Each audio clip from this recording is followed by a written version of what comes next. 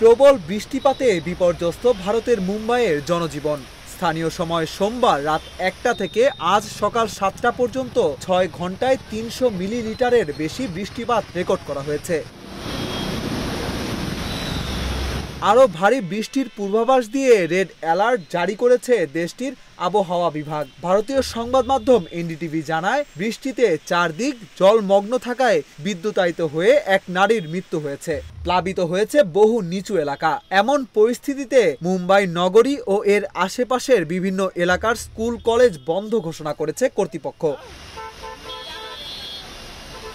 বৈরী আবহাওয়ায় বাতিল করা হয়েছে অর্ধশত ফ্লাইট। বিঘ্নিত হচ্ছে রেল পরিষেবা। বহু স্থানে লোকাল ট্রেনগুলো ঘন্টার পর ঘন্টা লাইনের ওপর দাঁড়িয়ে রয়েছে। ফলে হাজার হাজার রেলযাত্রী বিপাকে পড়েছে। এছাড়া ব্যাহত হচ্ছে সড়ক যোগাযোগও।